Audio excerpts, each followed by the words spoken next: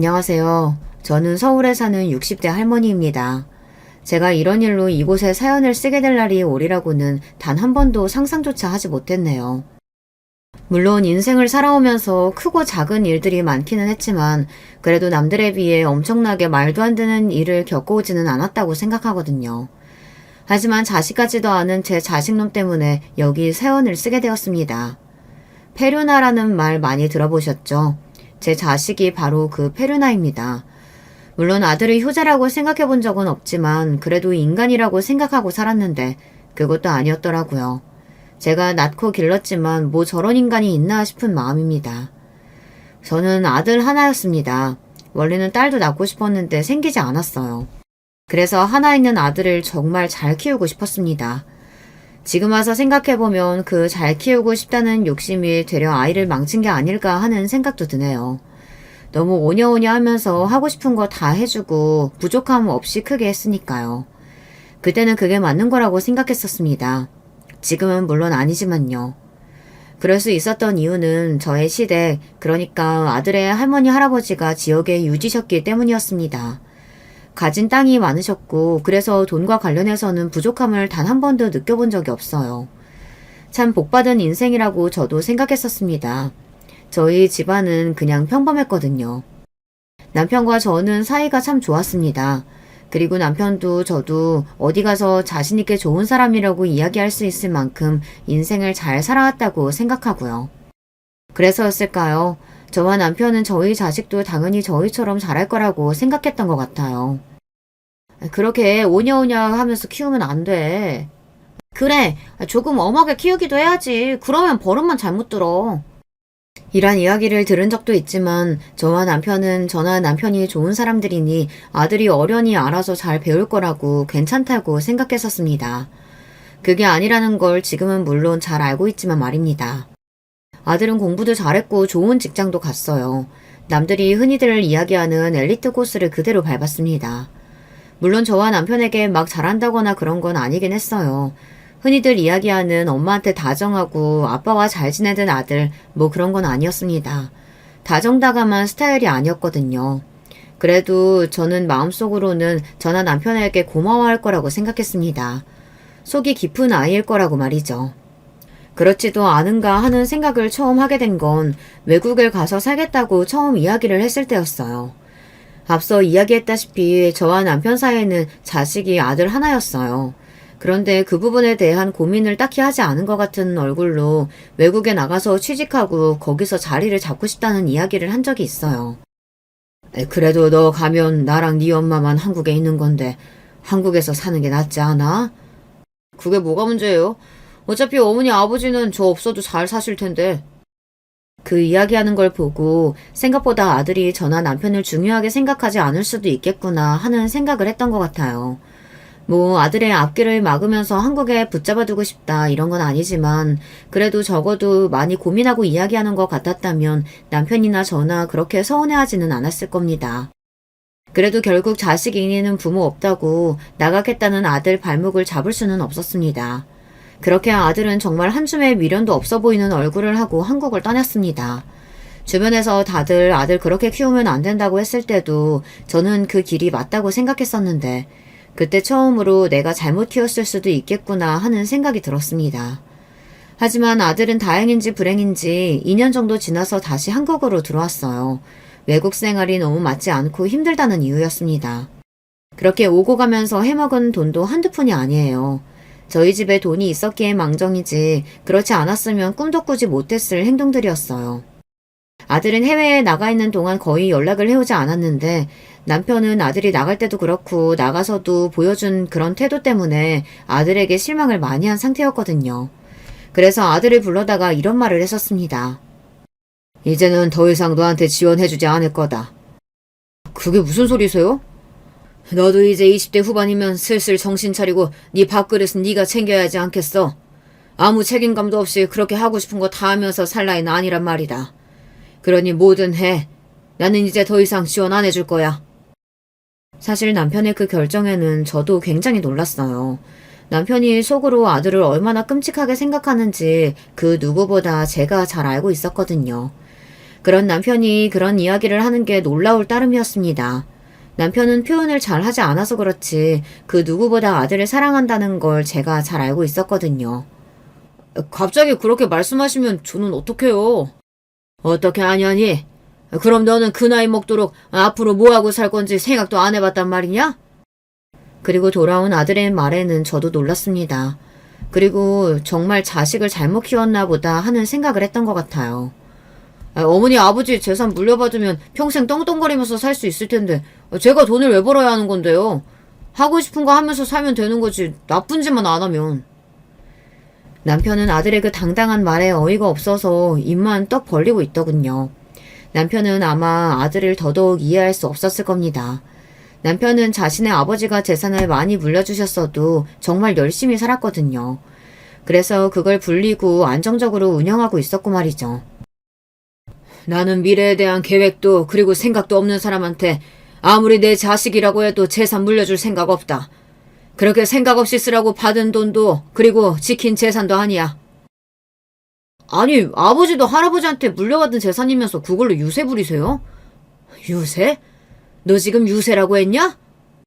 너 그만하지 못해?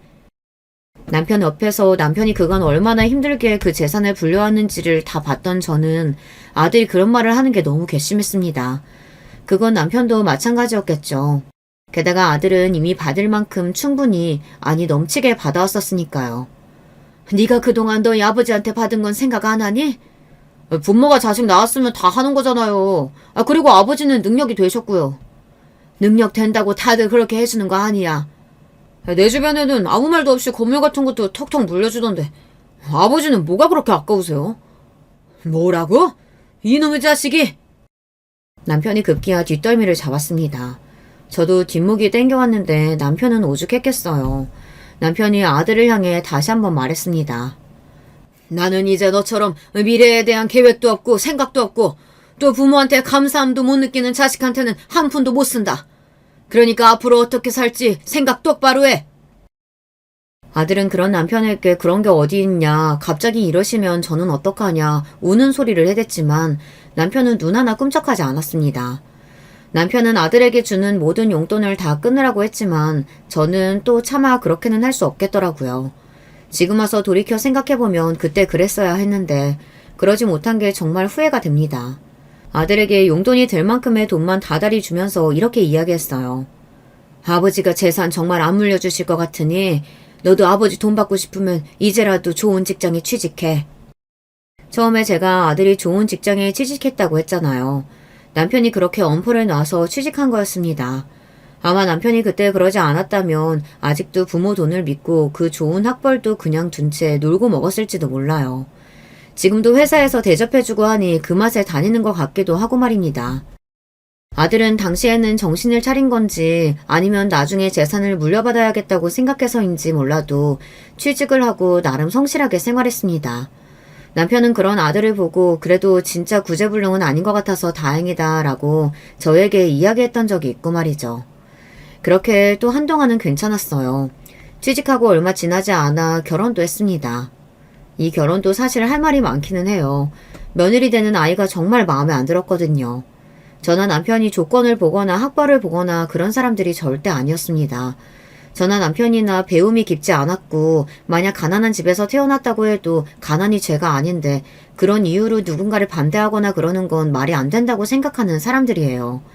그래서 그런 이유는 아니었습니다. 처음 뵙겠습니다.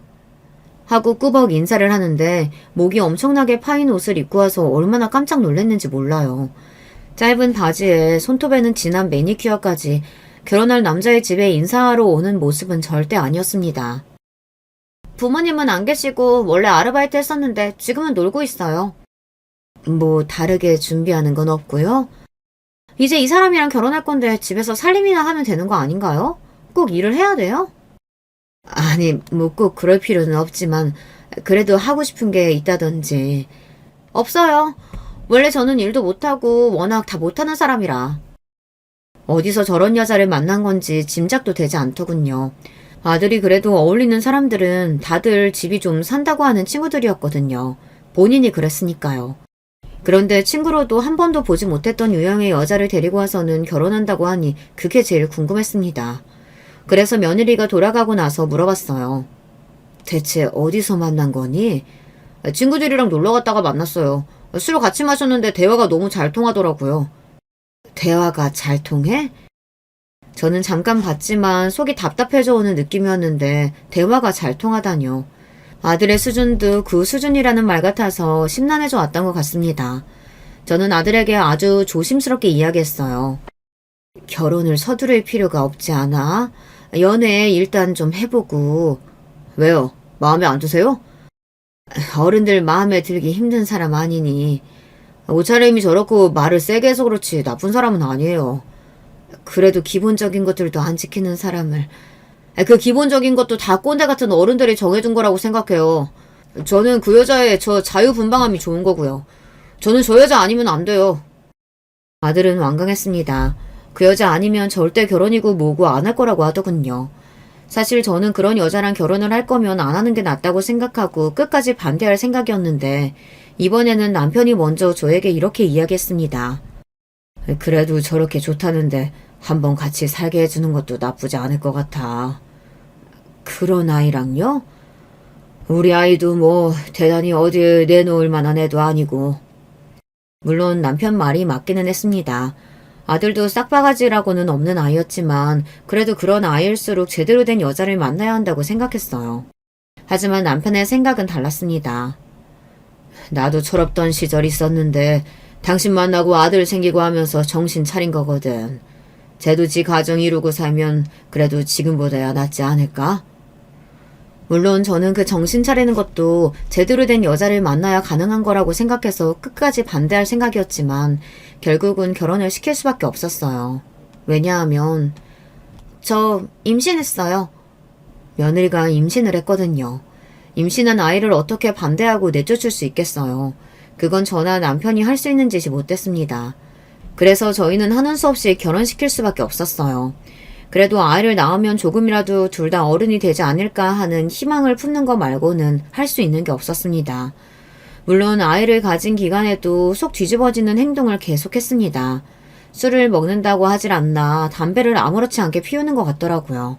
제가 기겁해서 이야기를 했던 적이 있었어요. 아무리 그래도 술, 담배는 안 하는 게 좋지 않겠어? 스트레스 너무 받으니까 한 잔 한 대 정도는 괜찮다고 했어요. 누가? 어느 의사가 그러디? 아니 어머님, 의사가 괜찮다는데 어머님 뭘 그렇게 유난이세요? 그리고 제 자식이에요. 제가 알아서 할까요? 거짓말인 게 분명했습니다. 세상 어느 의사가 그런 말을 하고 있냐고요. 제가 거품을 물고 그래도 술, 담배는 안 된다고 난리를 치니 아들이 자기가 말려보겠다고 하더군요. 그래도 자기 새끼라고 챙기나 보다 아빠가 되니 정신을 좀 차리다 보다 했습니다. 그리고 손녀가 태어났어요. 앞서 이야기했다시피 저는 딸아이가 무척 가지고 싶었는데 생기지 않은 거였거든요. 그래서 손녀가 너무 반가웠어요. 그리고 그건 남편도 마찬가지인 듯 했고요. 눈에 넣어도 안 아플 것 같다는 게 그런 말이던가요. 저와 남편은 손녀 보느라 시간 가는 줄 몰랐습니다. 저희가 손녀를 볼 수밖에 없었던 건 며느리가 하고 싶은 일이 생겼다는 핑계로 아이를 보지 않았기 때문이에요. 뭐 어디서 일을 시작했다고 하는데 어딘지도 알려주지 않고 언제 출근하고 퇴근하는지도 말해주지 않더군요. 그냥 무턱대고 아이를 두고 가서 자기가 원하는 시간대에 찾아가곤 했습니다. 어느 때는 하루 만에 아이를 데려가기도 했고 어느 때는 일주일이 지나도 데리러 오지 않기도 했어요.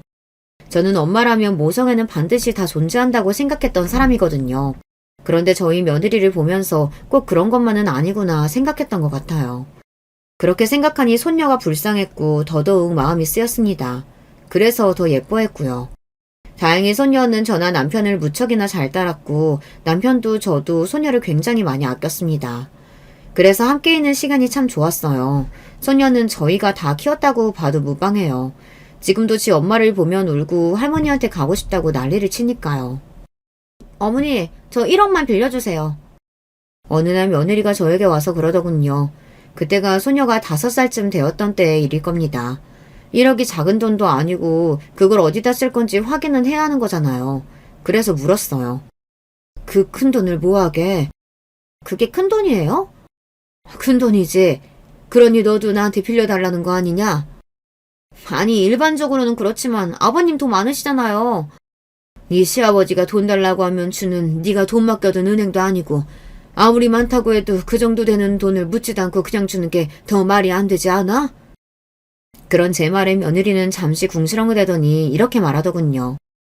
제가 아는 사람한테 투자 정보를 들었는데 거기에 지금 투자 안 하면 안 될 것 같아서요. 제가 돈 벌면 꼭 이자까지 쳐서 갚을게요. 저는 이해가 되질 않았습니다. 니들이 돈이 없는 것도 아니고 돈이 급한 것도 아니고 충분히 먹고 살 만큼 있고 여유까지 있는데 돈을 빌려서까지 투자를 왜 해야 하는 거니? 그런 마음가짐으로 돈을 어떻게 벌어요? 벌 수 있을 때 보이는 돈 놓치는 것 같은 바보 같은 짓이 어딨다고요. 빌려주세요. 당연히 저는 안 된다고 했습니다. 하지만 며느리는 사흘이 멀다 하고 찾아와서 정말 무슨 맡겨놓은 사람처럼 돈 달라고 징징거렸어요. 결국 저는 두 손 두 발 다 들었습니다. 하지만 그냥 빌려주지는 않았어요. 차용증 쓰거라. 네? 이런 큰 돈 그냥은 못 빌려주겠고 네가 갚는다고 하니 빌려주는 건데 빌려주는 사람 입장에서는 그래도 믿을 구석이 하나쯤은 있어야 하지 않겠니? 차용증 쓰면 빌려주마. 아니 무슨 시어머니 며느리 사이에 차용증을 써요. 돈 문제는 철저히 해야 하는 거야.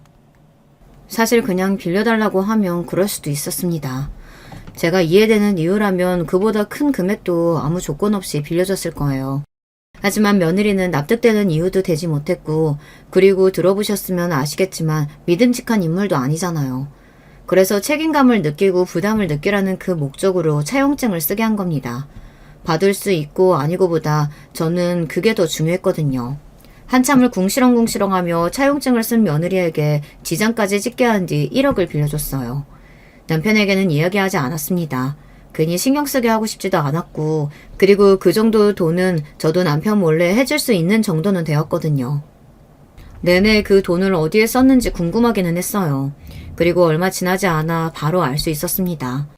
뭐 좋은 곳에 썼을 거라고 생각하지는 않았지만 기껏해야 사치일 거라고 생각했던 제 자신이 바보스러울 만큼 며느리는 인간이 덜 된 아이였어요. 김희영 씨 시어머니 되십니까? 그런데요? 아 그래요? 댁내 며느리가 지금 나한테 돈 1억 5천 빌려가서 안 갚는데 2번을 알려주대요. 자기 시어머니라고. 알고 봤더니 며느리는 도박을 하고 있었던 거였어요. 그 1억도 도박하기 위해 빌려간 거였고 그걸 다 잃은 걸로도 모자라서 1억 5천의 빚을 졌다고 말이죠. 청천벽력 같은 소리였어요. 저는 도박이 얼마나 무서운 건지 그 누구보다 잘 알고 있었거든요. 저희 삼촌이 도박으로 패가망신하다 못해 본인 인생마저 스스로 끝내신 분이라 그 누구보다 잘 알고 있었습니다. 저는 벌벌 떨리는 손을 내려놓고 일단 아들에게 전화해 이 모든 사실을 알렸어요. 아들도 며느리가 화투를 치러 다니는 건 알고 있었지만 그 정도로 큰 금액이 오고 가는 줄은 몰랐던 모양이더라고요. 아들도 그건 안 되겠다 생각했는지 이혼 선언을 했습니다. 며느리는 정말 큰일이 났다 싶었는지 울고불고 난리를 쳤어요.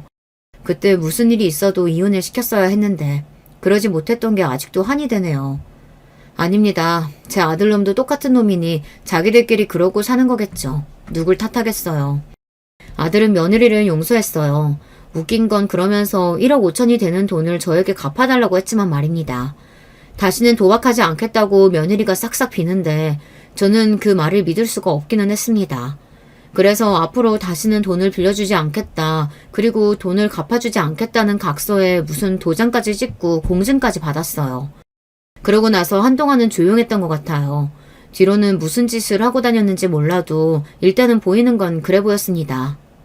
그런데 남편이 아팠습니다.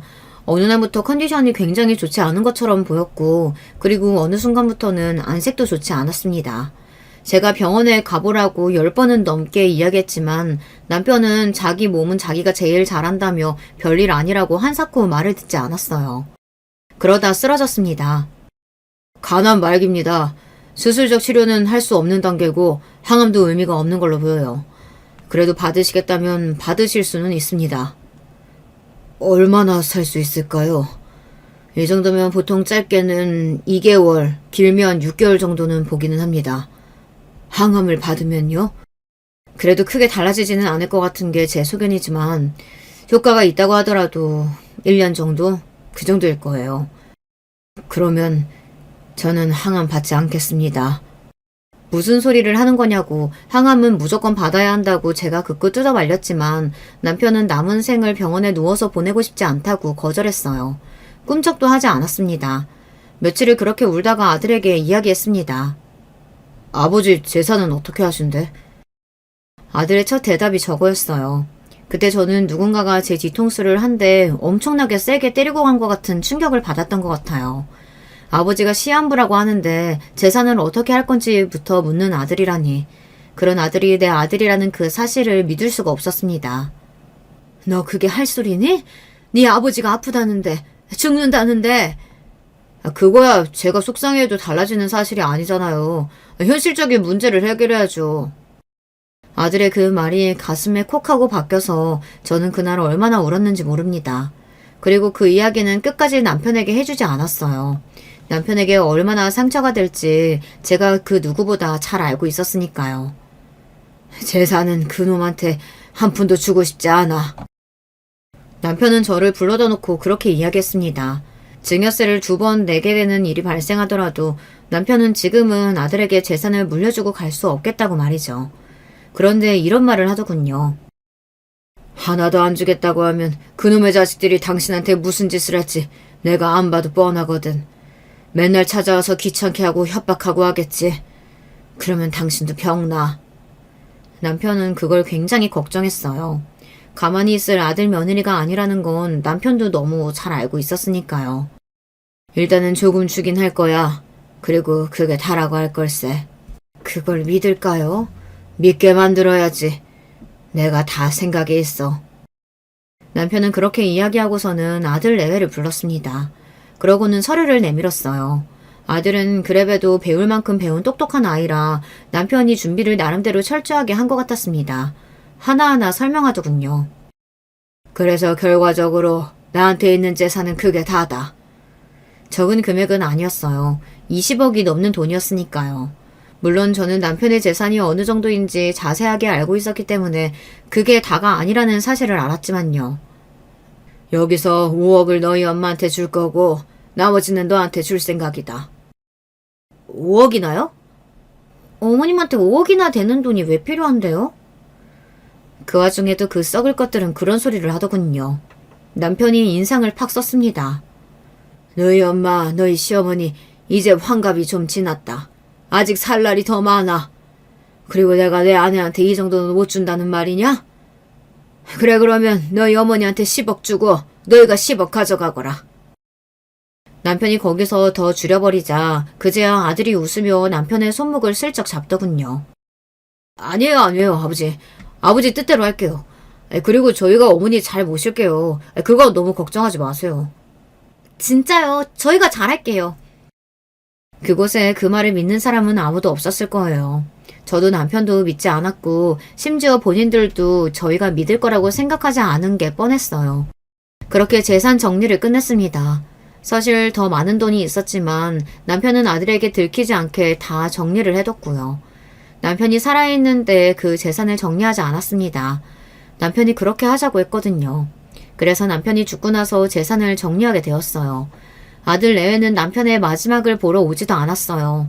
남편이 그래도 정신이 조금 있을 때는 혹여나 말을 바꿀까 싶어서 그래도 얼굴이라도 비쳤는데 나중에 남편이 정신이 희미해지자 그마저도 하지 않았습니다.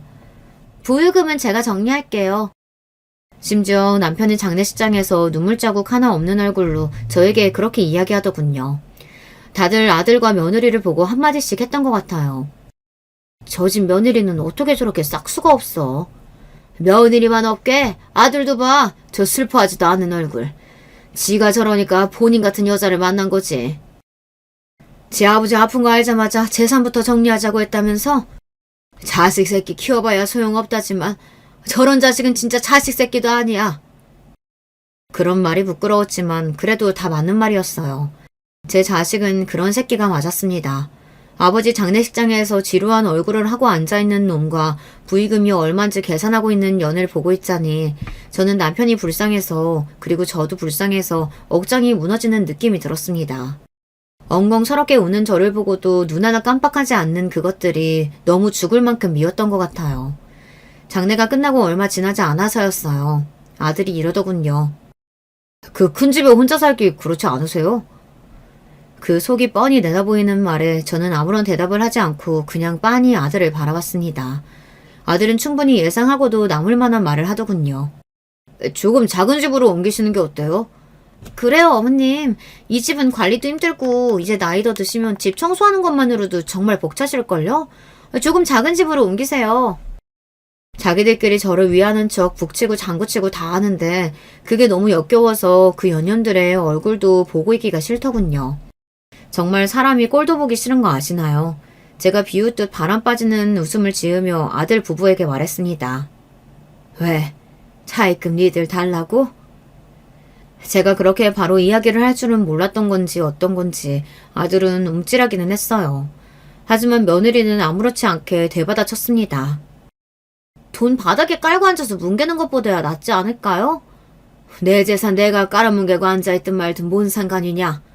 어차피 언젠가 저희가 받게 될 돈인데 누가 그래? 어차피 너희가 받게 될 돈이라고. 진짜 고집 한번 더럽게 세시네. 어떻게 한번 고분고분 넘어가는 법이 없으세요? 네? 진짜 누군 좋아서 이러는 줄 아나.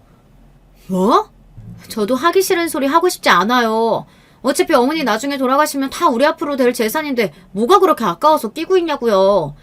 다 늙어서 욕심까지 많아. 뭐라고 했어? 너 지금 뭐라고 했니? 다 늙어 빠진 노인네가 욕심은 더럽게 많다고 했어요. 왜요? 이 집 이거 얼마나 한다고 동네도 후져서 끼케야 4억이더만. 끼고 사세요 그럼. 우리랑은 이제 인연 끊고. 며느리의 말을 가만히 듣고서는 심호흡을 했습니다. 그리고 아들을 향해 물었어요. 너도 같은 생각이냐? 어차피 어머니 20년은 더 사실 텐데 그동안 아버지가 주신 돈 뭐 혼자 다 쓰실 수 있는 돈이잖아요. 그러면 저희야 받아먹을 것도 없고 이제는 너는 그게 너를 낳아주고 길러준 부모한테 할 소리니? 뭐 모르겠고 이제는 각자 살죠. 언제는 각자 안 살았니? 완전히 인연 끊자고 선언하자고요. 그래야 저도 짐 더는 기분일 테니까. 뭐 짐? 짐이라니 정말 어이가 없다 못해 울음이 다 나올 것 같았어요. 제가 자기들을 짐이라고 이야기하는 거면 몰라도 평생 빨대 꽂아서 쪽쪽 빨아먹기만 한 것들이 저에게 짐이라뇨. 어머니는 이제 저희한텐 짐이니까 인연 끊어요. 그런 아들을 가만히 바라보다 말했습니다. 돈 있을 땐 물 주고 돈 없으면 짐이냐? 너한테 부모는? 아들은 그런 제 대답에는 아무런 말을 하지 않고서 그곳을 떠났습니다. 거기가 어디였는 줄 아세요? 아마 그곳이 어디였는지 이야기 들으시면 여러분이 뒷목을 잡으실 거예요. 그곳은 바로 남편의 산소 앞이었어요. 그날은 남편의 49제가 있는 날이었거든요. 아들과 며느리가 떠난 남편의 그 산소 앞에 털썩 주저앉았습니다. 남편이 너무 보고 싶었어요. 눈물이 주르륵 저도 모르게 흘렀습니다. 우리가 아들을 잘못 키워도 너무 잘못 키운 것 같아요. 어쩌다 저런 인간으로 자랐는지 모르겠어요. 당신 말처럼 저런 아들 있으니만 못한 것 같아. 그렇게 말하고서는 오열했습니다. 남편이 죽고 나서 바로였던 장례식장에서보다 그날 더 많이 운 것 같아요. 한참을 그렇게 울고 났더니 이런 생각이 들더군요. 어차피 그 연놈들은 머지않아 망할 거라는 생각 말입니다. 인생을 그따위로 사는 아이들에게 그 정도 돈을 날리는 건 오래 걸리지 않을 거라고 생각 말이죠. 그 순간이 되면 자신들이 어떻게 살아왔는지 뼈저리게 느끼고 후회하게 될 거라는 생각도 말이죠. 그리고 제 그 예상은 정확하게 맞아떨어졌어요. 그것도 얼마 가지 않아서 말입니다. 아들 부부가 사기를 치고 다닌다는 이야기를 들은 겁니다. 사기? 다행히 아직 돈을 빌려주거나 투자한 사람은 없는 모양이야. 하도 이상한 소리라니까 사람들도 다 이상하다고 생각한 것 같더라고. 그런데 그렇게 말도 안 되는 소리를 하가면서 돈 구하고 있는 거 보면 무슨 큰일이 나도 난 게 아닐까? 남편의 재산을 물려받은 지 얼마나 됐다고, 그리고 원래도 아예 없는 게 아니라고 알고 있었거든요. 그런데 그 돈을 이렇게 빨리 날려먹은 게 이해가 되지 않았습니다. 그 순간 머릿속을 스쳐 지나간 생각이 하나 있었어요. 바로 이것들 화투친 거 아니야? 도박 말입니다. 이렇게 단기간에 돈을 다 잃을 수 있을 만한 게 그거 말고는 없다는 생각이 들었어요. 게다가 며느리는 이미 전적이 있는 애잖아요. 사실 저도 소녀만 아니었으면 그냥 관심 싹 끊고 없는 인간들이라고 여기며 살았을지도 모릅니다. 하지만 소녀 때문인지 그게 되지 않았어요. 그래서 어떻게 살고 있나 하는 걱정이 되어 주변 사람들에게 조금 물어봤습니다. 이미 소문이 파다하게 나 있더군요. 아들내미는 주식 선물인가 뭔가 그거에서 다 털어먹고 며느리는 화투 쳤다던데. 그래서 요즘 둘이 맨날 싸우는 소리밖에 안 들린대. 네가 더 잘못했다 하면서. 그러면 옆에서 애는 울고. 아유, 소녀는 진짜 무슨 죄야. 그 이야기를 듣는 순간 눈이 횟가닥 도는 느낌을 받았어요. 애 앞에서 그러고 죽을 듯이 싸운다니. 앞서 이야기했지만 소녀는 저와 남편이 거의 다 키웠거든요. 그리고 사실 이번에도 소녀는 제가 데리고 와서 살고 싶었지만 며느리가 절대 그건 안 된다고 고집을 부렸어요.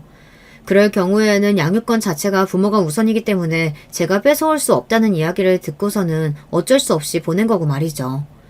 저는 안 되겠다는 생각이 들었습니다. 그래서 변호사를 만났어요. 아이를 어떻게 하면 데려올 수 있는지 말이죠. 부모 둘 다 양육할 자격이 없다고 판단하는 게 중요해요. 맨날 싸운다는 그 증거도 필요하고요. 재산상으로 아무것도 가진 게 없다는 것도 필요해요. 그 증거를 모으는 일은 생각보다 너무 쉬웠습니다. 그 년놈들이 하도 주변에 지랄에 대고 다닌 것도 있었고 이미 부부싸움으로 주변에서 시끄럽다고 신고가 들어가서 경찰이 출동한 기록도 남아있다고 하더군요. 게다가 주식 투자와 도박을 한 건 정황이 너무 명확하게 다 남아있었고 말이죠. 그 증거들을 바탕으로 저는 소녀를 찾아오기 위해 소송을 했습니다. 아들과 며느리는 제가 이렇게까지 할 거라는 걸 전혀 상상하지 못했던 건지 굉장히 놀라했다는 이야기를 들을 수 있었어요. 애를 그렇게 키우는 주제에 그럴 줄 몰랐다는 것도 신기하긴 합니다. 그리고 저는 그날을 위해 차를 한 대 뽑았습니다. 최고급 벤츠였어요. 아들이 언젠가 한번 이야기했던 차였습니다. 하지만 5억이나 되는 차를 절대 뽑아줄 수 없다고 남편이 단호하게 이야기해서 아들도 포기할 수밖에 없었던 그런 차였어요. 그래서 그 차를 고른 것도 있었고 그 차가 5억이잖아요. 그래서 아들 부부에게 보여주고 싶은 것도 있었습니다. 나에게 이 5억 정도는 이렇게 한 방에 써버릴 만큼 가벼운 금액이다라는 걸 말이죠. 뭐 저한테도 뭐 엄청나게 가벼운 금액은 아니기는 했지만 그래도 써도 무리가 없는 돈이기는 했습니다. 그 차를 몰고 법원으로 갔어요. 당연히 아들은 그 차를 한 번에 알아봤습니다. 그러라고 그 차를 뽑은 거였으니까요. 아니, 어머니가 이 차를 어떻게... 왜? 나는 이런 차 타면 안 되니? 이게 어머니 차요? 그래.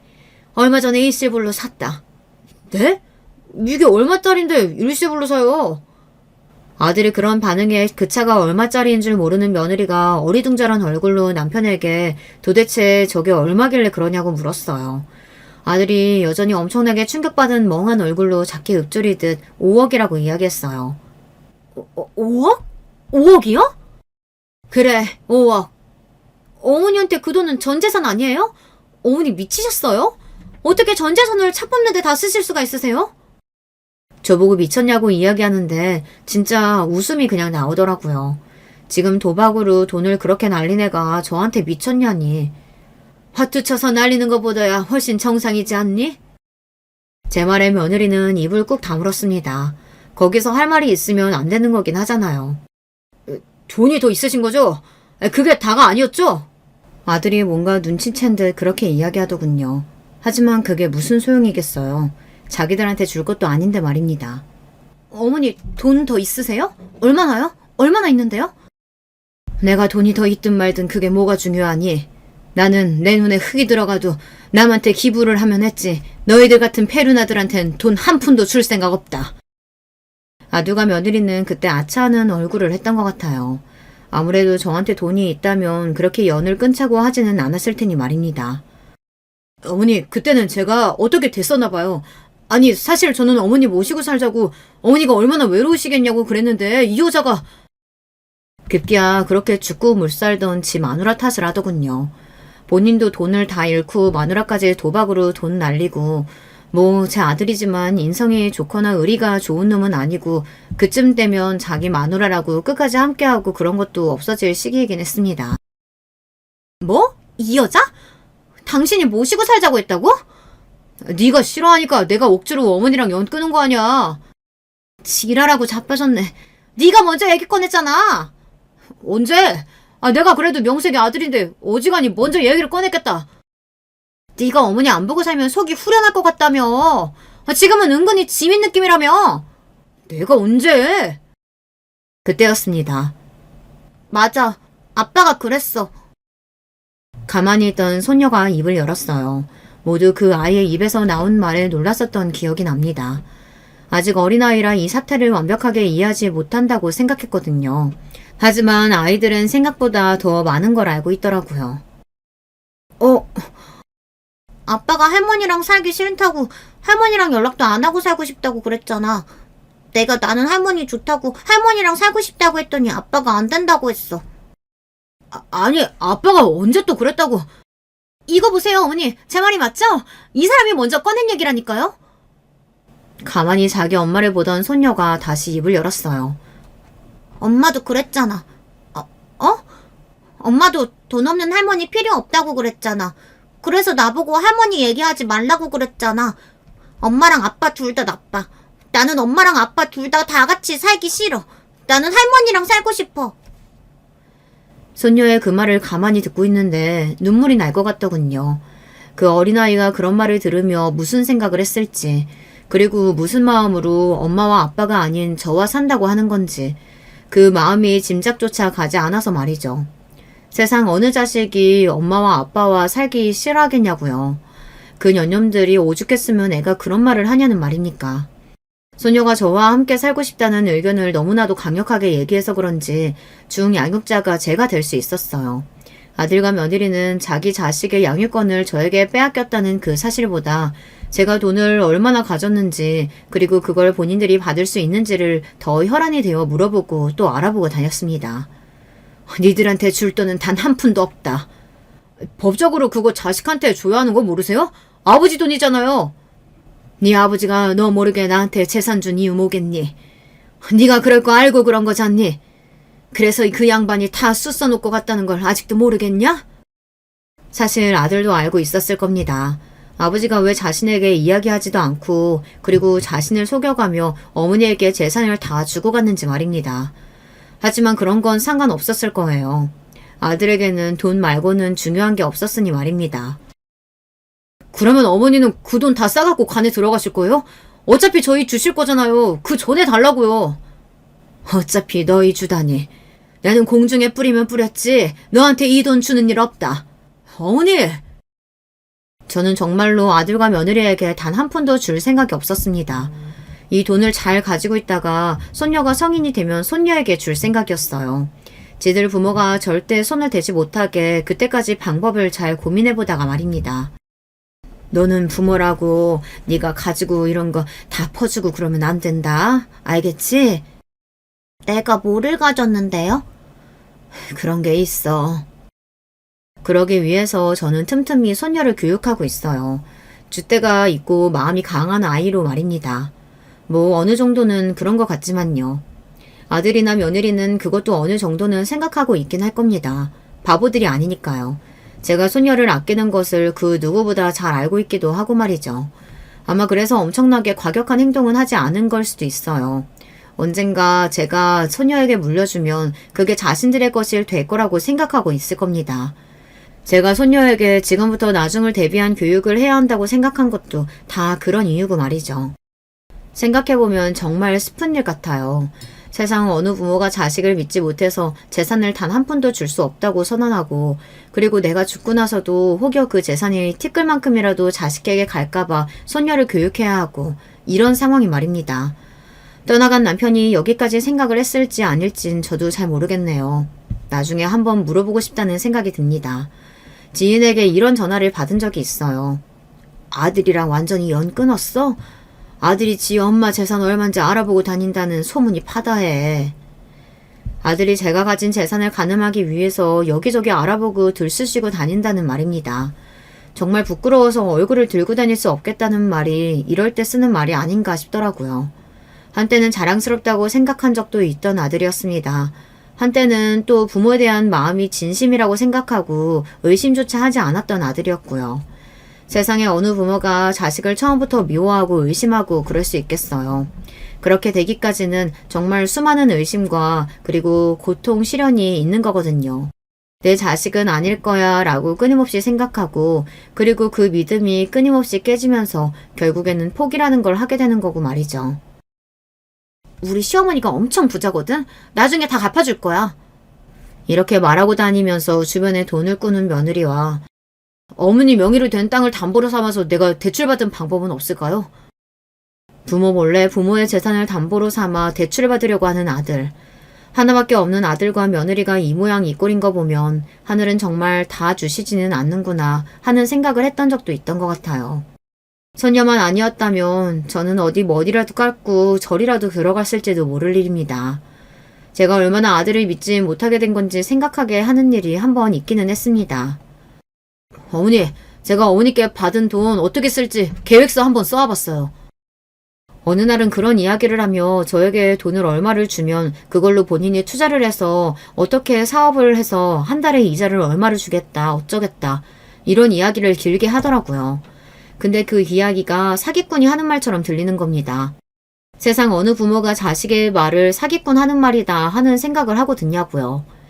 그때 생각했습니다. 저와 아들 사이는 이미 돌이킬 수 없는 강을 건넜다고 말이죠. 한번 깨진 믿음이나 깨진 관계는 아무리 부모와 자식 간이라고 할지도 다시 붙지는 않는 것 같아요. 저나 아들을 보면 말이죠.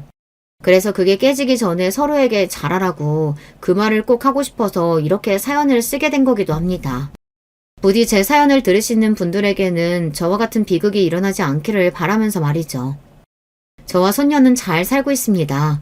가끔 아들네 부부가 와서 돈 문제로 괴롭히기는 하지만 그래도 아주 잘 지내고 있어요. 둘이 함께 여행도 최근에 다녀왔고 다음 계절에는 해외로도 나가볼까 합니다. 손녀에게 더 좋은 세상과 더 좋은 어른들이 많다는 걸 앞으로 꾸준히 알려주는 게 제 목표거든요. 구구절절 이야기가 너무 길어진 것 같네요. 사실 아들과 며느리가 저에게 했던 것들을 나열하라면 밤도 셀 수 있는데 그냥 여기서 그만하겠습니다. 제 얼굴에 침 뱉는 것밖에 더 되겠어요. 뭐 어느 정도 뱉은 것 같기는 하지만요. 저는 이제 그만 사연을 줄여보도록 하겠습니다. 이 이야기를 처음부터 저와 함께 해주신 분들은 부디 저와 같은 일 없이 행복한 가정이 되시기를 바랄게요. 제가 없어서 그런지는 몰라도 아무리 생각해도 그게 최고인 것 같더라고요. 끝까지 들어주셔서 감사합니다. 늘 행복하시고 건강하세요. 여러분 안녕하세요. 저는 사연 듣는 것에 요새 아주 푹 빠진 중년 나이의 남자입니다. 다름이 아니라 저에게 있었던 일을 나눠보고 싶어서 사연 소개를 신청하게 되었어요. 제 딴에는 이게 정말 생각할수록 너무 웃기고 어이가 없는 일인데 들으시는 분들은 어떻게 받아들여 주실지 궁금하네요. 제가 나누고 싶은 이야기는 바로 제 처가의 일이에요. 더 정확히는 장모님과의 일이 되겠네요. 아내하고 결혼하고 싶어서 인사드리러 갔던 그때가 정말 엊그제처럼 느껴지는데 벌써 세월이 꽤 흘렀군요. 나이가 들수록 어째서 시간이 쏜살같이 간다고 표현하는지 알 것만 같아집니다. 저를 은근하게 탐탁지 않아 하셨던 당시 장모님의 반응이 저희 뇌리 속에는 아직도 선운하게 박혀있죠. 내 욕심 같아서는 우리 지민이는 좀 더 멋들어진 서울 남자에게 시집 보내고 싶었는데 그래야 폼이 꽤 나는 사위를 얻는 것이지 않겠어? 저도 서울에 살고 싶습니다. 그리고 저도 회사에서는 나름 신사로 통하고 있습니다. 여직원들에게 깍듯이 매너를 다한다고 하여서 신사로 소문이 났어요. 뭐예요? 누가 언제 서울에 사는지 안 사는지를 물어봤어요? 서울 토박이도 아니고 시골 출신이면서 스스로를 서울에 살고 있다면서 그렇게 묘사를 하다니. 이건 순 사기지. 그리고 회사에서 신사로 소문이 났다는 거 착각이거나 거짓말 아니에요? 그걸 어떻게 증명한담? 대학 때부터 서울에 살았으니 저도 이제는 서울에 익숙해져서 제가 서울 사람인 줄 알았네요. 제가 일하는 회사에 연락을 해서 문의를 해보시면 제 말에 한치의 거짓이 없다는 걸 알 수 있으실 거예요. 제가 신사로 소문난 건 진짜라서 꽤 많이들 알고 있거든요. 아우 됐네요 됐어. 이거 여간 말이 잘 통하는 사람이 아니구만. 떠들어봤자 내 입만 아프겠어. 우리 지민이는 어쩌다가 이런 놈팡이에게 홀랑 넘어갔다. 아휴 둘도 없네 착하디 착한 효녀가 우리 딸 지민이인데 이 시골 놈팡이가 제대로 꼬여내서 망쳐놨구만. 실례지만 혼잣말로 하시는 것 같은 그게 저에게 다 들립니다. 혹시 저 들으라고 하신 말씀이시라면 제가 어떤 답변을 드려야 할까요? 조언 좀 주십시오. 아니, 됐다니까 자꾸 그러네?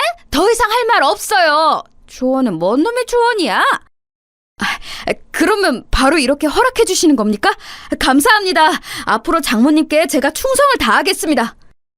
누가 벌써 장모라는 거예요? 아, 내가 진짜 어이가 없네.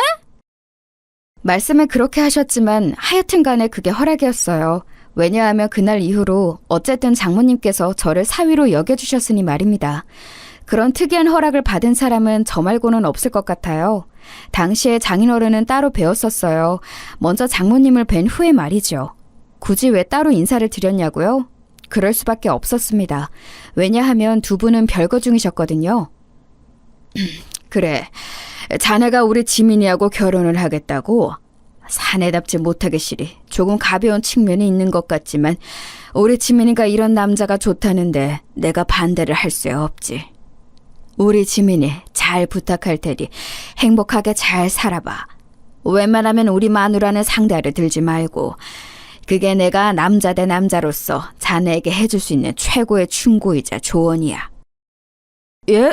장모님 말씀이세요? 왜요? 너무 쿨하고 좋으신 분이시던데요? 혼잣말도 크게 하시는 걸 보면 겉과 속이 일정하신 분 같았습니다. 제가 감히 평가라는 걸 할 수는 없겠지만 저는 장모님을 너무 좋게 보았습니다. 장인어른. 벌써부터 나를 장인어른이라고 부르나? 아이고, 사람 참 적응이 아주 빠르구만. 우리 마누라 어떤 남자 앞에서도 기가 안 꺾이고 오히려 휘어잡는 무서운 여편녀인데 자네를 보니까 어쩌면 내가 그다지 걱정을 안 해줘도 될 법하구만. 그래, 앞으로 잘 살아봐. 내가 속으로 응원해 줄 테니. 감사합니다. 저는 제가 우리나라 최고의 처가를 만난 행운의 남자라고 생각합니다. 열심히 잘 살겠습니다.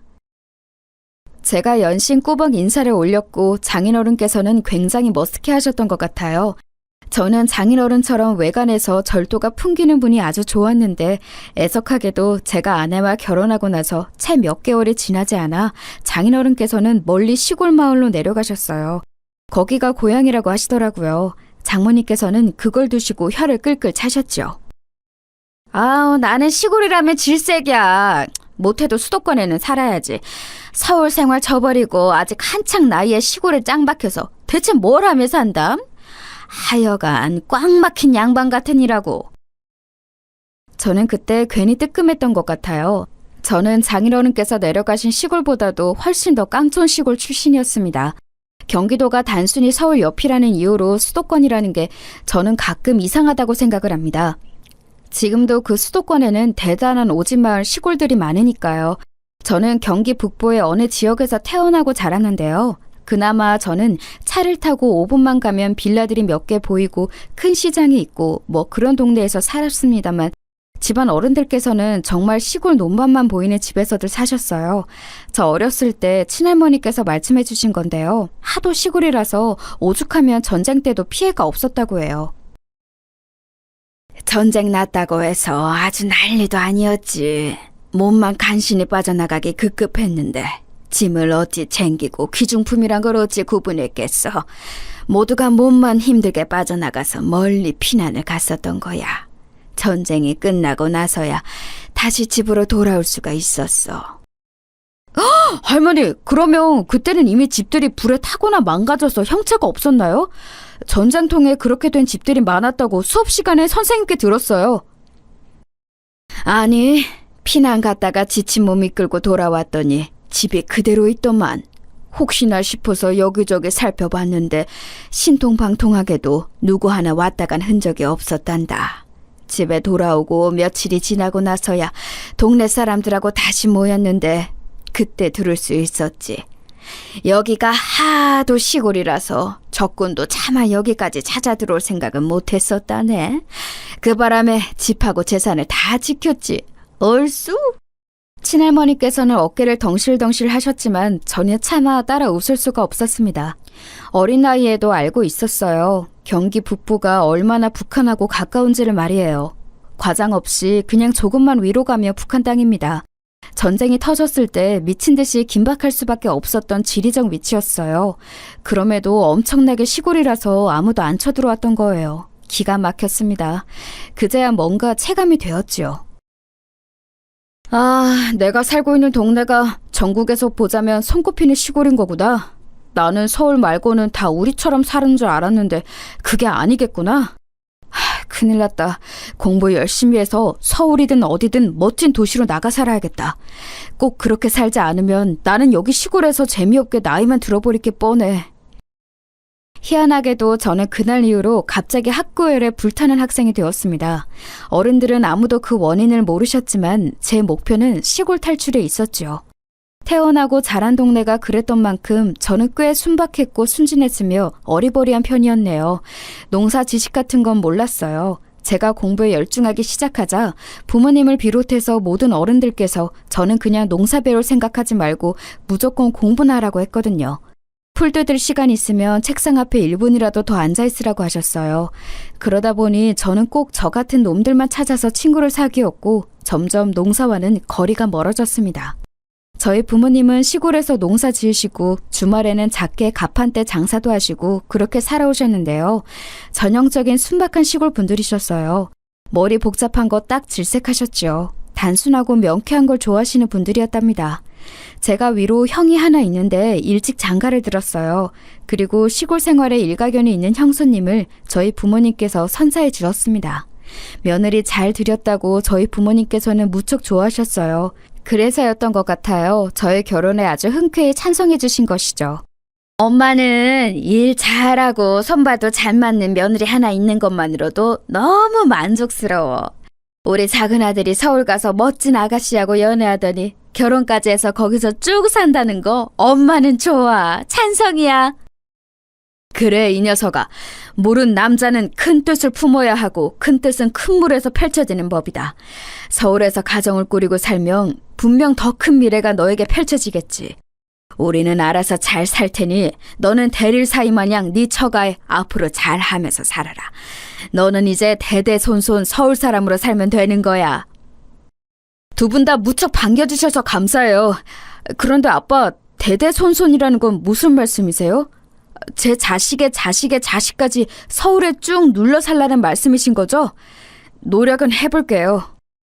아빠가 저희 눈앞에 보여주신 듬직한 엄지손가락, 그 따봉 사인은 제 든든한 마음의 기둥이 되었습니다. 결혼 생활하면서 심경이 복잡해질 때면 아빠의 그 두툼한 엄지손가락 모양을 떠올리며 제 자신을 다스렸죠. 그래, 나는 대대손손 서울 사람으로 살 운명이야.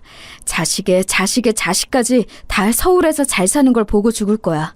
이깟일에 무너지지 않겠어. 사나이 체면이 있지. 제가 왜 자기 체면을 걸며 그렇게 힘을 냈는가 하면 그럴 만한 일들이 있었기 때문입니다. 저는 자신만만하게 처가와 가까운 동네에서 결혼 생활을 시작했어요. 출퇴근하는 동선도 괜찮았고 아내가 집안의 장녀로서 장모님을 잘 챙겨드리고 싶어하는 성향이 강하다는 걸 제가 알았기 때문입니다. 참고로 아내의 동생인 제 처제는 취직을 부산으로 해서 거기서 살면서 결혼을 전제로 연애도 하고 있었죠. 장모님의 거침없으신 면모와 아내의 똘똘한 면모를 적당히 섞어놓은 인물이 바로 처제였답니다. 아내하고 연애를 처음 하던 시기 처제는 아직 대학 졸업반이었는데 만나면 제가 밥도 잘 사주고 종종 커피 쿠폰도 보내주었더니 저를 무척 좋아하면서 잘 따르더군요. 그래서 저도 제 여동생 마냥 아끼는 마음을 가졌죠. 결혼 소식에도 크게 반색해 주었던 고마운 처제였습니다. 아무튼 이런 당찬 처제도 멀리 부산에 가서 살게 되었고 장인어른께서도 시골행을 미리 예고하신 바 있으셨기에 아내 생각에는 자기가 장모님을 옆에서 돌봐드려야 한다고 생각했던 것 같아요. 저는 집에서 대릴 사위도 살아도 좋다 하는 소리까지 들은 입장이었기에 흔쾌히 처가 근처에서 살기로 결정했었던 건데요. 문제는 장모님께서 초반에 저를 향해 좀 많이 날을 세우셨습니다. 제가 많이 못마땅하셨나 봐요. 아내하고 다 같이 있을 때는 별로 티를 안 내셨지만 아내가 자리를 뜨거나 하면 저를 대놓고 훑어보시면서 한숨을 푹 내쉬며 눈치를 주셨고 가끔은 굉장히 한심한 존재를 쳐다보는 듯한 그런 기묘하게 가늘어진 눈매로 저를 응시하셨습니다. 그런 좌불안석 상황쯤은 어떻게든 모르쇠로 버텨보겠는데 말씀으로 공격하시는 건 많이 힘들더라고요. 저만 보시면 시골 촌놈, 눈치 없이 활발한 민폐, 남자보다 여자가 아까운 서울 대표 부부 이렇게 마치 사람을 놀리듯이 자꾸 말씀을 하시니까 저도 괜히 주눅이 들었다고나 할까요? 자기 싫어하는 사람을 보며 마음이 편한 사람은 없는 법이잖아요. 그렇다 보니까 저도 자연스레 은매기죽어가 되었습니다. 게다가 제가 기가 안 죽을 수가 없는 사안이 하나 있었어요. 우리 지민이는 달마다 생리도 꼬박꼬박하고 생리통도 거의 없는 애고 전에 무슨 검사 받았을 때 건강해서 아이를 잘 낳을 거라고 병원에서 그랬거든. 근데 둘이서 임신이 안 되는 건 권서방 무조건 자네 문제 아니겠어? 장모님, 이틀 전에도 토시 하나 안 틀리고 지금처럼 똑같이 말씀하셨어요. 그리고 지난주에도 똑같은 말씀하셨었고요. 저도 이제 말씀하신 부분을 문제라고 인지하고 있으니 지적하시는 거 겸허히 받아들이고 있습니다. 저 나름대로 노력을 하고 있으니 좋게 봐주세요. 노력? 무슨 노력? 설마 밤마다 산책 좀 나가고 영양제 좀 챙겨 먹고 그런 걸 노력이라고 하는 건 아니겠지? 아이고, 시골 출신이면서 왜 그런 쪽으로는 생각을 못해? 약초라도 다려서 먹는 정성이 있어야 할 것 아니야. 장모님께서는 답답하다며 그렇게 말씀을 하셨고 거의 홧김이셨는데 그게 도화선이 되고 말았어요. 며칠 후 정말로 웬 약초를 공수에다가 그걸로 진한 물을 우리신 거예요. 저는 대체 저게 정체가 뭘까 싶어서 미심쩍었습니다. 그러자 장모님께서는 옛날에 당신의 시댁에서 시집살이 당하던 시절에 그 시골 동네에서 많이 봐왔던 약초들 중 하나라고 하시며 당신만 믿으라고 자신하셨어요. 제가 뭘 어쩌겠나요? 사나이답게 그냥 들이켰습니다. 그랬더니 장모님께서 무척 좋아하셨어요. 늘 저를 비호감으로 바라보시던 장모님의 눈빛이 그날 처음으로 달리 보였습니다. 제가 생각했죠. 아하, 이런 식으로 장모님의 호감을 사서 점수를 딸 수 있는 것이구나. 제 생각은 맞아떨어졌습니다. 그 약초 달인 물을 먹기 시작하면서 장모님하고 저는 제법 거리감이 좁혀졌어요. 그리고 제 추측이지만 장모님께서는 어느새 사위 위하는 장모, 이런 게 바로 나란 사람이다. 이런 감상에 빠지셔서 약간 역할놀이 같은 것에 몰두를 하신 듯 했습니다. 어쨌거나 누이 좋고 매부 좋다고 저는 장모님께 박힌 미운 털을 뺄 수 있어서 좋았으니 그걸로 되었고요. 아내도 저희 두 사람이 조금 허물이 없어진 걸 보며 반가워했어요. 저는 솔직히 그 약초 달인 물이라는 거 효과도 잘 모르겠고 오히려 마실수록 몸이 무거워지는 듯 했으나 이제 와서 물을 수가 없었기에 또한 장모님의 기세가 너무 등등했기에 그냥 계속 마셨습니다.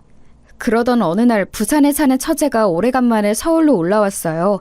부산에서 유명하다는 어묵하고 자연산 미역을 바리바리 싸들고 말입니다. 오래간만에 처제를 보니까 반가워서 저도 손을 흔들며 씩 미소를 지어주었죠.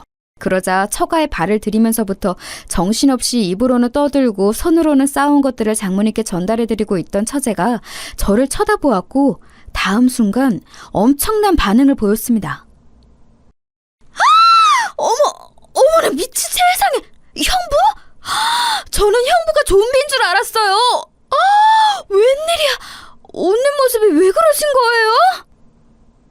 처제, 오래간만에 봐서 나는 너무 반가운데 좀비라니.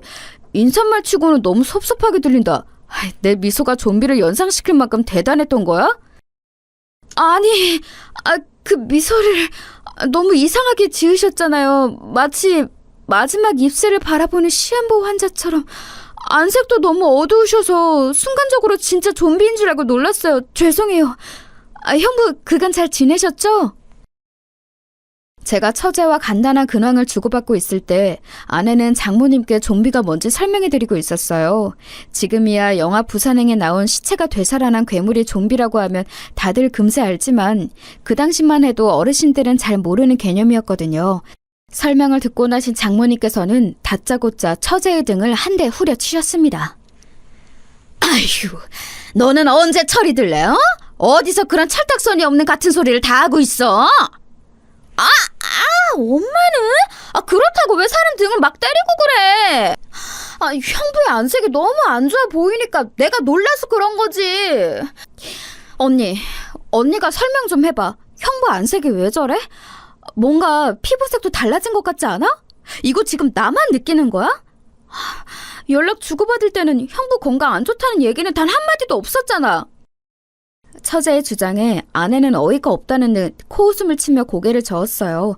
장모님께서는 혀를 쯧쯧 차시며 먼저 부엌으로 향하셨고요.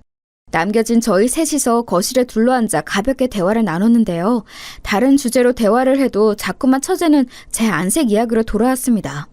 원인이 궁금해 미치겠다는 듯 혹은 걱정이 된다는 듯 크게 부릅뜬 눈으로 자꾸만 저를 살펴보았죠. 그러더니 저보고 다시 미소 좀 지어보라고 주문을 하기도 했어요. 이런 거 절대 거절 안 하는 저라서 열심히 미소를 지어주었죠. 그랬더니 처제가 역시나 뭔가 이상하다고 하더라고요. 웃는 게 어색하고 너무 힘이 없다는 거예요. 웃는 것마저 힘들어진 사람처럼 보인다고 하였습니다. 아내는 불길한 소리 짓거리지 말라면서 처제에게 주먹을 들어 보였지요. 저는 아무렇지 않은 척 허허 웃고 말았으나 사실은 아까부터 심장이 불길하게 뛰고 있었어요. 최근 들어서 몸 컨디션이 급격히 떨어지는 게 느껴졌는데 마침 처제가 이런 말을 하니까 갑자기 왜 이렇게 근심 걱정이 들지? 혹시 내 건강에 정말로 큰 이상이 있는 게 아닐까? 근데 그렇다면 이유가 뭐지? 솔직히 건강이 확 나빠질 이유 따위는 없는데 오히려 건강해질 이유라면 있지. 약초 달인 물을 꼬박 마시고 있으니 그게 도움은 되고 있을 거야. 건강이 엄청 나빠질 시기였는데 그 약초 달인 물을 먹어서 그게 방패 역할을 해주는 바람에 이 정도로만 컨디션이 나빠지고 만 것인지 싶은 추측도 들었습니다. 지금 생각하면 그건 단지 저의 희망사항일 뿐이었네요. 자기 언니의 왕주먹을 본 처제는 더 이상 저에게 안색 어쩌고 이야기를 하지 않았습니다. 같이 밥 먹고 후식으로 과일을 먹으면서 텔레비전 앞에서 오붓한 시간을 보냈어요.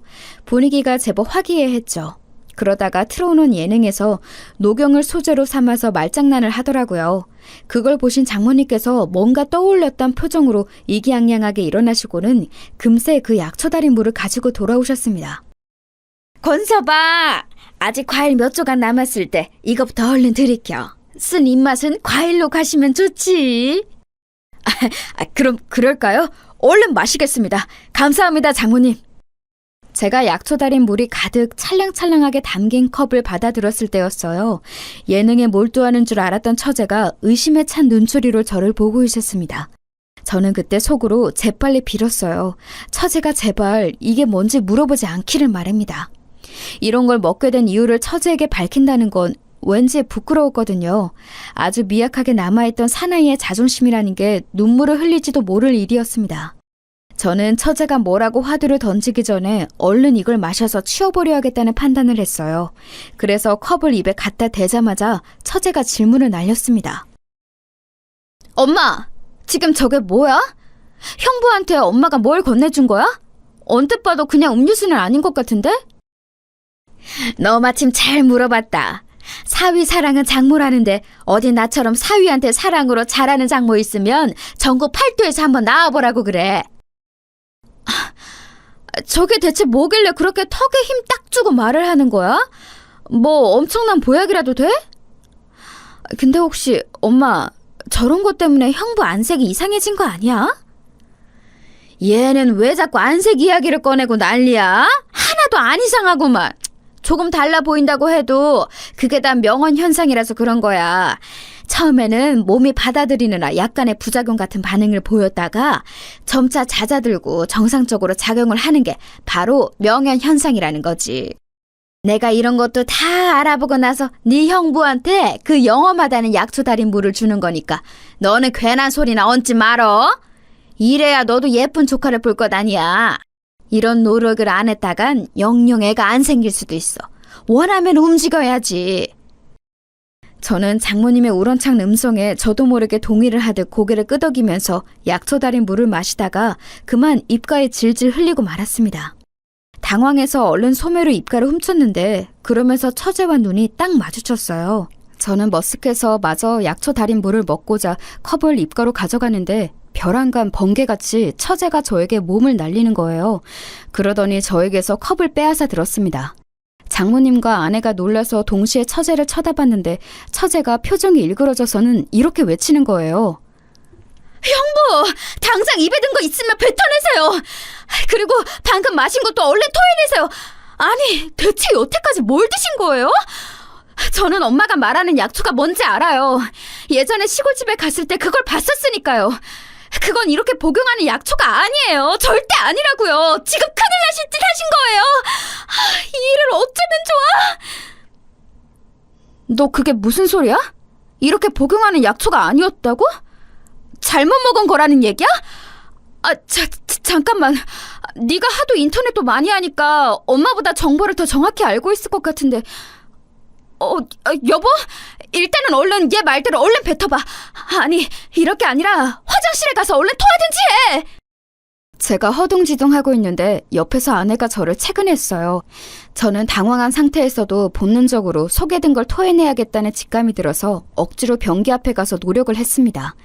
눈물만 잔뜩 맺히고 토하기는 쉽지 않았는데 답답했는지 처제가 아내를 향해서 저를 좀 도와주라면서 뭐라고 하더라고요. 그러자 아내는 칫솔 하나를 집어들어서 다짜고짜 제 입 안 깊숙이 그걸 쑤셔 넣었습니다. 바로 구역질이 나서 저는 거나하게 토하를 해버렸죠. 토하고 나니까 가뜩이나 컨디션이 별로였던 몸에서 기력이 훅 빠지더라고요. 아내의 부축을 받으며 화장실을 나왔더니 장모님과 처제가 설전을 벌이고 있었습니다. 너는 뭐 제대로 알지도 못하면서 엄한 사람을 나쁘게 몰아가?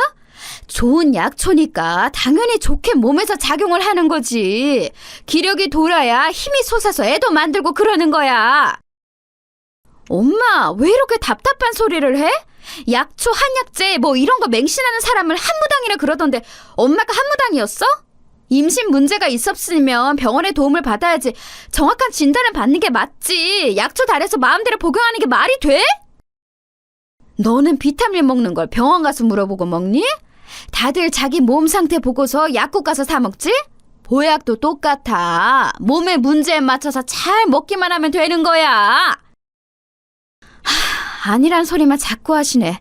엄마, 녹즙 같은 것도 장기적으로 먹으면 큰일 나는 게 사람 몸이야. 야채에는 독성이 있는데 그걸 즙으로 매일 먹잖아? 그럼 몇 달 뒤에는 눈깔이 퀭해지는 게 사람이라고. 그리고 엄마, 저번에 엄마 친구분 영양 보조제인가 뭔가 하는 거 신봉하면서 엄청 드시는 바람에 호르몬 불균형 와서 병원 치료 받았잖아. 그거랑 이거랑 달라. 어디 자연에서 나는 약초를 공장에서 만든 보조제 따위하고 비교를 해? 하여간 나는 우리 권서방 생각하기로는 1등이 사람이니까 네 모함에도 나는 굴하지 않아. 엄마를 보니까 갑자기 옛날에 시골집에서 지낼 때 들었던 그 동네 일화가 생각나. 시부모가 산에서 귀한 버섯을 캐서 몸 약한 며느리에게 다려줬는데 그 며느리가 죽었대. 알고 보니까 몸에 좋다는 버섯이랑 엄청 비슷하게 생긴 독버섯이었다는 거야. 결국 시부모가 처벌은 안 받았지만 마음의 병을 얻어서 얼마 못 살고 차례대로 떠났다지. 내 생각에는 지금 엄마가 이 일화 속의 시부모 같아. 처제의 단호한 외침에 장모님께서 꼬리를 내리셨어요. 저를 데리고 병원에 가겠다는 아내를 말리지 않으시더군요. 장모님께서는 남으시고 나머지 셋이서 병원을 갔습니다. 주말이라서 하는 수 없이 대학병원의 응급실에 갔어요. 저는 가는 동안 아내에게 슬쩍 물어봤죠. 그간 약초 달인물 그거 제가 먹는 걸 순순히 동의하고 지켜봤으면서 갑자기 이렇게 쉽게 돌변하여 병원까지 저를 데려가는 이유가 궁금했거든요. 그러자 아내가 한숨을 푹 내쉰 후에 이렇게 말을 했어요. 나도 은연중에 당신 낯빛이 좀 안 좋은 것 같다고 사실 생각은 몇 번 하긴 했었는데 오늘 얘가 당신 보면서 그런 얘기를 하니까 속으로 이 생각이 딱 들더라. 나는 내 남편을 매일 봐서 그 변화를 잘 몰랐지만 오래간만에 이 얼굴을 보는 내 동생은 그 변화를 알아차린 거구나. 매일 보는 사람마다 오래간만에 보는 사람의 판단이 훨씬 정확했구나. 절대 가볍게 넘길 게 아닐 거란 예감이 불현듯 들었어. 저도 공감했습니다. 저를 오래간만에 보는 처제의 눈이 더 정확했을 듯 싶었네요. 불안과 걱정을 안고 도착한 응급실. 저의 증상을 어떻게 설명해야 할지 조금 막막했는데 똑 부러지는 처제가 의료진에게 제 상황을 잘 설명해 주었어요. 그리고 저는 곧이어 아주 놀라운 광경을 보고 말았습니다. 그건 의사의 놀라운 표정이었는데요. 저를 살펴보려고 다가오자마자 제 얼굴을 정면으로 보면서 크게 경악을 하였거든요. 마치 못 볼 거를 보고만 사람처럼 말이에요. 의사의 반응에 아내가 두 손으로 입을 틀어막으며 불안에 떨었습니다. 지금 안색이 육안으로 봐도 너무 안 좋으신데요. 약초 달인부를 계속 드셨다고요? 의문의 약초 농축액을 드시고 나서 간 수치가 1000 넘게 올라서 급성 간염이 온 응급 환자분이 지난달에 계셨었는데 그분의 안색 못지 않으세요 지금. 뭐라고요? 제가 그 정도인가요?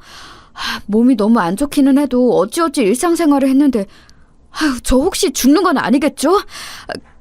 그런데 제가 눈앞이 핑그르르 도는 것 같은데 이거 괜찮은 걸까요? 거기까지 말하고 나서 제가 서서히 의식을 잃었습니다. 실시간으로 제 눈이 까뒤피지는 게 저 스스로 느껴져서 공포스러웠어요. 아내가 내지르는 비명소리를 마지막으로 저는 세상과 완전히 의식을 단절하였고 눈을 힘겹게 떴을 때는 이미 주말이 다 지나버린 후였습니다. 응급실이 아니라 병실에 제가 있더라고요. 눈을 뜨자마자 초췌해진 모습의 아내가 보였어요. 아내가 저를 보자 울먹이면서 말을 하더군요. 여보, 정신이 좀 들어? 당신 있잖아. 간 수치가 말도 못하게 오른 상태였어. 간 이식해야 하는 거 아니냐고 어제는 그런 얘기까지 나왔었어. 나 진짜 무서워서 죽는 줄 알았어. 간 이식이고 뭐고 당신 이대로 떠나는 줄 알았어. 제가 말 그대로 죽다 살아난 모양이었어요. 기적적으로 회복한 것이었죠. 저희 부모님은 내내 와 계시다가 잠시 자리를 비우신 참이라고 했습니다. 제가 잘못되는 줄 알고 부모님은 오열을 하셨었대요. 그리고 저희 형수님이 병원 근처 카페에서 장모님의 싸대기를 연속으로 때리시는 바람에 그걸 보고 깜짝 놀란 어떤 시민이 신고를 해서 병원 앞에 경찰이 왔었다는 엄청난 후문도 함께 들었네요. 세상에 듣고도 상상이 안 갔습니다. 대체 어떤 수준으로 살벌하게 사람 싸대기를 때리면 그걸 보고 놀라서 신고를 하는 사람도 있었을까요? 수더분하고 일 잘하는 분으로 형수님을 알고 있었건만 제가 전혀 모르는 일면을 가지고 계셨나 봐요. 솔직히 고백하자면 그 광경을 못 봤다는 건 조금 아쉬웠네요. 아무튼 제가 사경을 헤매는 동안 정말 많은 일이 벌어진 듯 했습니다. 저희 부모님은 깨어난 저를 보시고는 하늘에 감사기도를 올리시면서 이렇게 말씀을 하셨어요. 우리 작은 아들을 살려주셔서 정말 감사합니다. 제 배로 낳은 제 소중한 자식이 저보다 먼저 세상을 떠나는 모습을 보지 않게 해주셔서 감사합니다. 이제 이 황당한 결혼 생활을 끝마치고 새롭게 시작할 수 있도록 우리 작은 아들에게 부디 길을 열어주세요. 아멘. 서울에서 대대손손 살길 바랐던 저희 오판을 뉘우칩니다. 제 아들 녀석이 다시 저희 품으로 돌아와서 잔잔한 시골 생활을 하며 시골 처녀를 만나 그렇게 유유자적 살 수 있도록 해주시옵소서. 잠깐만요.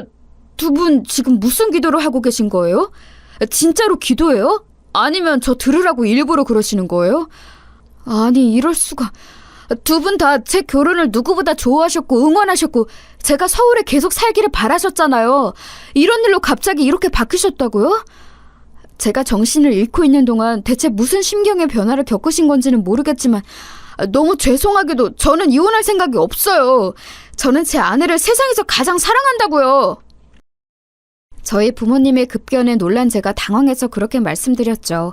그러자 제가 아내에게 단단히 홀려서 제정신이 아니라면서 두 분 다 무척 안타까워하셨습니다. 아들 자식을 키워봐야 어차피 여자 만나면 홀라당 빠져버리니 소용이 없다는 탄식도 내뱉으셨죠. 그러거나 말거나 저는 진짜로 이혼할 생각이 없었으니까요. 저희 부모님을 달래드릴 수가 없었네요. 아내 또한 저하고 헤어지고 싶지 않아 했어요. 다만 장모님 일로 저에게 미안해서 어쩔 줄 몰라 하더라고요. 우리 엄마가 당신을 거의 죽일 뻔했는데 이런 상황에서 내가 당신하고 계속 같이 살아도 되는 건지 모르겠어. 나에게 그런 자격이 있는 걸까 싶어서 당신에게 그저 미안할 따름이야. 죽을 뻔한 당사자로서 내가 왜 화가 안 나고 왜 기가 막히지 않겠어? 당연히 엄청 화가 나고 기가 막혀서 미칠 것 같아. 그런데 이런 문제 때문에 당신하고 서먹해지거나 이혼이란 결정을 내리고 싶지는 않아. 장모님께서 나한테 이거 안 마시면 죽여버리겠다고 그러신 것도 아니었잖아. 내 의지로 그거 마셨던 거야. 책임이라면 나한테도 있으니까 당신이 너무 그렇게 자책하면서 힘들어할 것도 없어. 그렇게 말해줘서 고마워. 여보, 내가 앞으로 진짜로 잘할게. 나는 우리 사이에 아이가 생기든 말든 그렇게 상관이 없어. 당신만 있어도 나는 행복하니까 혹시나 당신 때문에 임신이 안 되고 있다니 어쩌니 하면서 괜한 생각은 하지 않아도 돼. 알았지? 아내하고는 오히려 그때 좀 더 돈독해졌던 것 같아요.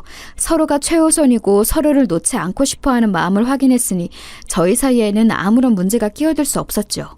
만약 제가 더 늦게 병원을 찾았다면 정말 비극적인 결말을 맞이할 수도 있었는데 저의 이상 징후를 바로 알아차려준 제 생명의 은인과도 같은 처제는 한사코 제가 감사 인사를 하는 걸 거절해댔어요. 저희 엄마가 버리신 일이니까 딸로서 저는 민망해서 죽겠는데 왜 굳이 저한테 자꾸 고맙다면서 보답하겠다면서 그런 말씀을 하시는 거예요? 형부, 저는 마땅히 해야 할 일을 했을 뿐이에요. 안색이 너무나도 안 좋은 사람을 보고 나서도 그걸 말하지 않고 숨길 만큼 느긋한 성격으로 자라지 말라고 저희 엄마가 저를 그렇게 가르치며 키우셨네요. 제가 은근히 한 성깔 하는 편인데 사실 이런 점들 엄마를 쏙 빼닮았거든요. 비록 저희 엄마가 형부한테 큰 실수를 범하셨지만 제가 형부의 건강 이상을 바로 알아차리고 나서 열심히 표현했던 것도 저희 엄마에게서 받고 배운 성격이기도 하니까 저희 엄마를 너무 그렇게 마냥 원망만 하시진 않으셨으면 좋겠어요. 처제가 생각이 깊더라고요. 장모님하고는 그렇게 티격태격하는 작은 딸이면서 막상 자기 모친을 속으로는 가장 위하고 있었던 것이지요. 제가 피식 웃으면서 고개를 연신 끄덕였더니 처제는 저에게 원래의 미소가 돌아왔다고 하면서 장모님께서는 제 형수님께 불시에 싸대기 습격을 받으신 것으로 이미 일부 대가를 치르셨으니 그걸로 참작 좀 해달라고 농담 섞인 부탁을 남겼습니다. 장모님께서 혹시 저에게 뻔뻔한 철판을 깔고 저를 대하시면 어떡하나 이런 걱정을 사실 잠깐 했었는데요. 권서방, 내가 정말 미안하네. 잘 알지도 못하면서 오만 아는 척은 다 해가면서 권서방을 사지로 몰아넣어버렸어. 내가 이 잘못을 어떻게 만회해야 할지. 장모님께서는 전해본 적 없는 씁쓸하고 차연한 기색으로 저에게 사과를 하셨습니다. 사람 마음이라는 게 정말 희한하더라고요. 그 사과를 받자마자 저는 어느새 우리 형수님이 싸대기 때린 걸 내가 어떻게 사과드리지? 이런 생각부터 저는 들었습니다. 왜냐하면 장모님의 왼쪽 뺨에 아직까지도 맞은 흔적이 남아있기도 했고요. 가는 게 있으면 오는 게 있어야 할 것 같았거든요. 그래서 저는 잠시 머리를 싸매다 장모님께 꾸벅 목례부터 들었지요. 저야말로 저희 형수님께서 순간적인 화를 참지 못하고 장모님께 실수를 저지르는 바람에 그렇게 되어서 정말 죄송하고 난처한 기분입니다. 맞으시고도 사과를 못 받으신 걸로 알고 있는데요. 아이고 됐어. 소뚜껑만한 손이 바람을 가르고 휙휙 날아왔을 때는 눈앞에 별이 보여서 뭐 이런 망할 년이 다 있나, 이 시골 년은 위아래도 모르고 사나, 솔직히 이런 생각만 들었었는데 내가 잘못한 것이니 맞는 걸 억울해서는 안 되겠더만. 네? 실례지만 지금 장모님 입에서 나오신 말씀이 맞죠? 이틀 전에 맞으셨다는 게 아직도 자국이 보일 정도인데 이걸 당하고도 장모님께서 사과를 안 받으시겠다는 건가요? 저는 제가 살아난 줄 알았는데 그게 아니라 이미 죽어서 저승이 온 것이었군요. 이제 명쾌해졌습니다. 권서방, 지금 나를 매기는 거야? 아니 나는 뭐 이런 것에 한 번쯤 굴하고 살면 안 되나? 내가 거침없고 때로는 무식한 무대포이기는 해도 기본적인 양심 한 주기는 있는 사람이야. 이거 왜 이래? 장모님, 혹시 장모님 저희 형수님으로부터 무슨 말씀을 듣고 이러시는 건 아니죠? 저희 형수님이 뭐라고 하시던가요? 아휴, 이런 건 왜 눈치가 빨리 돌아간다. 그래, 내가 한마디 듣기는 했어. 약초 달인 물을 위험하게 실이 함부로 먹인 것은 실수라고 넘길 수 있지만 애가 빨리 안 생긴다고 타박하고 면박 주면서 약초 달인 물을 먹게 한 것, 거기까지 온 과정은 실수가 아니라 잘못이라고 나에게 그런 소리를 하더만. 그 소리를 듣고 장모님께서는 생각이 많아지신 모양이었습니다. 착잡하고 회한이 깊어 보이는 장모님의 표정에 저는 마음속에 남아있던 작은 원망을 마저 털어보냈어요. 이미 장모님께서는 실수와 잘못 모두를 인정하셨음을 그 순간 제가 알았기 때문이었죠. 그래서 저는 장모님께 다 됐으니까 잘 지내보자는 의미로 환한 미소를 지어드렸습니다. 그랬더니 장모님께서는 이내 살짝 눈물이 고이신 눈으로 저를 바라보시며 고개를 끄덕이셨죠. 이런 말씀도 슬쩍 중얼거리셨고요. 우리 딸들이 권서방 자네의 미소가 돌아왔다고 하길래 저게 웬 소리인가 했더만 확실히 그 약초 달인 물을 마시기 전에 미소로 돌아왔네. 그거 먹고서 안색이 확 가버린 게 맞는 거였다니. 세상 참 이렇게 확인 사살을 다 받는구만. 아휴, 내가 뭔 놈의 짓을 저지른 것인지. 혼잣말인지 그냥 하시는 말씀인지 모를 내용을 듣고 난 저는 가만히 양손 엄지를 들어 보여드렸어요. 쌍따봉이었죠. 그러자 장모님께서도 어색하게 머뭇거리시며 양손 엄지를 저에게 들어 보여주시는 것으로 이 사건은 완전히 일단락되었습니다. 저는 최고의 마무리였다고 생각을 했기에 제가 건강 회복만 하면 이제 문제없이 행복하게 다 잘 지낼 줄로만 알았어요. 그런데 제가 퇴원을 하고 일상으로 돌아온 지 딱 보름 만에 장모님께서는 시골행을 선언하셨습니다. 장인어른께서 계시는 곳으로 가서 같이 지내겠다고 하셨어요. 그런 걸 쉽사리 두고 볼 제 아내가 아닌 것 같아서 이게 어찌된 일이냐는 눈빛을 쏘았지만 아내는 고개만 저을 뿐이었어요. 장모님께서 온전히 내리신 결정이라는 의미였죠. 제 사건 때문에 떠나시는 것 같아서 마음이 편치 않았습니다. 그 꽉 막히고 답답한 인간이 내 욕을 하고 나를 비웃으며 약초의 달인은 나인데 도시 여편녀가 왜 설쳐서 그런 꼴을 보았나 이렇게 떠들어대던데 그 꼬라지 없애버리고 싶어서라도 내가 거기로 가봐야지. 하지만 장모님, 시골 생활은 질색이라고 하셨잖아요. 사람은 서울에 살아야 한다고 하셨잖아요. 그런데 거기에 내려가서 지내실 수 있으시겠어요? 여기에서 먼 건 당연하고 부산하고도 멀어서 외로우실 텐데요. 그까지 시골이 뭐라고 나를 외롭게 만들겠어? 설마 죽게 하지는 않을 테니 권서방은 우리 지민이나 잘 챙기면서 지내. 소식 좀 자주 전해주고. 그렇게 장모님께서는 영원히 서울 바닥에만 붙어 사실 것 같았건만 시골로 떠나버리셨습니다.